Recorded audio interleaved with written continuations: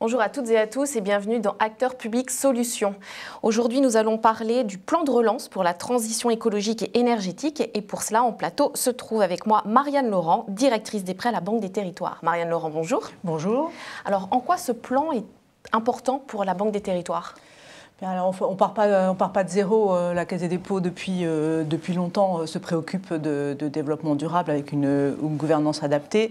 Et la Banque des Territoires s'est dotée, par exemple, depuis l'année dernière, d'une grille d'analyse des investissements, alors évidemment sur le plan financier, mais aussi sur le plan extra-financier avec des mesures d'impact. Alors, la crise nous a poussé à réfléchir plus avant, avec en particulier trois axes de réflexion. D'abord, tout individu se met lui aussi à réfléchir sur ses modalités, ses modes de vie, ses modes de consommation, ses modes de transport et de mobilité, et aussi la façon dont il appréhende son logement pour pouvoir, par exemple, mieux travailler chez lui. Les citoyens, on l'a vu avec la consultation citoyenne sur le climat, ont également une grande préoccupation de cet avenir et de cette transition écologique et énergétique. Et enfin, les collectivités locales, forcément, ont des projets d'investissement que nous devons accompagner. Donc c'est vraiment un axe pour nous très fort.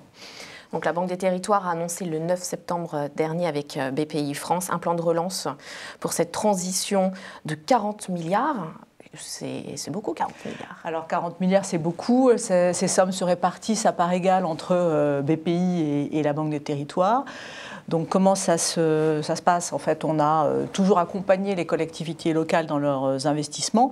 Là, l'objectif avec ces sommes, c'est de les aider à passer à l'acte.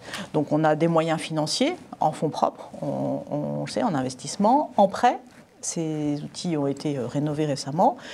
Et on va mettre aussi à disposition des collectivités locales des crédits d'ingénierie pour les aider à avancer dans leurs projets, et également de l'argent dans des plateformes numériques pour, encore une fois, aider au passage à l'acte de ces collectivités. Donc 3 priorités pour ce plan de relance. La première, c'est l'efficacité énergétique, on en parle beaucoup en ce moment. Alors l'efficacité énergétique des bâtiments, on a 2 volets, les bâtiments publics et les logements sociaux, pour faire simple. Pour les bâtiments publics, on va consacrer 2,7 milliards d'euros, comme je le disais, en fonds propres et en investissement, avec des outils financiers qui sont rénovés. À la fois les prêts de très long terme, qui sont réalisés sur l'épargne des Français.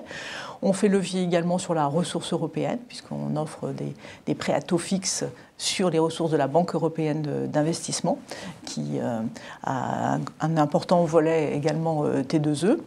Et sur les fonds propres, on a rénové l'outil dit d'Intracting, qui est un prêt plus court et qui va accompagner les collectivités locales à passer à l'acte, par exemple sur les écoles. On sait que les communes de moins de 10 000 habitants ont un patrimoine de 28 000 écoles à rénover potentiellement. Donc vous voyez que même si un tiers d'entre elles passaient à l'acte, il y aurait beaucoup d'appui à leur apporter pour ce faire. Pour les logements sociaux, c'est autre chose, puisque les bailleurs sociaux, eux, ont un patrimoine qui est performant. Les logements sont rénovés de longue date, et on va consacrer 10 milliards d'euros à finaliser, pour que ces bailleurs puissent finaliser l'éradication des passoires thermiques, qui est à peu près 8% du parc aujourd'hui. Et à côté de ça, des outils numériques de comptage pour mesurer la performance des bâtiments avant, après, en particulier dans les territoires cœur de ville, encore une fois pour les écoles. Et concernant les mobilités, comment est-ce que la Banque des Territoires compte agir ? Alors pour les mobilités, il y a 2 volets principaux. Le premier volet concerne les infrastructures de transport et la voirie post-Covid.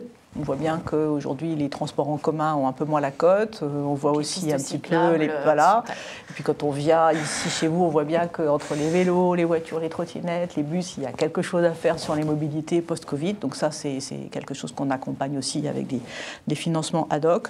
On va y consacrer 420 millions d'euros.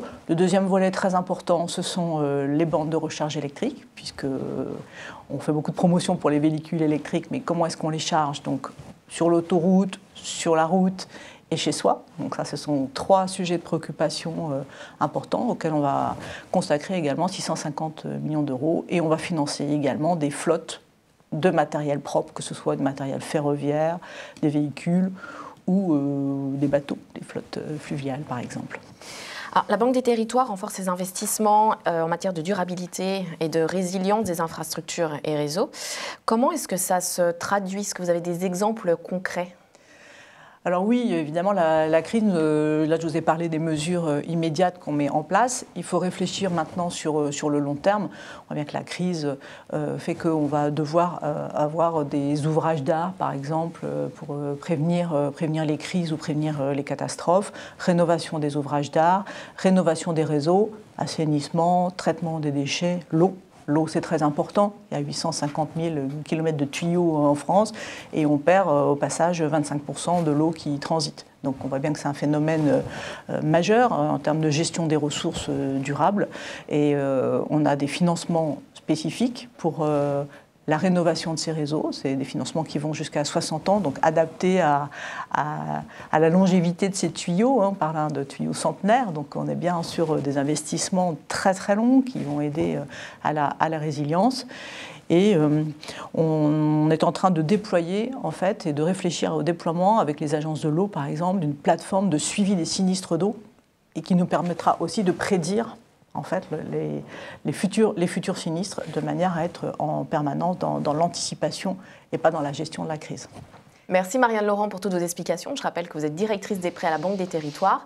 Merci de nous avoir suivis et à bientôt sur Acteurs Publics TV.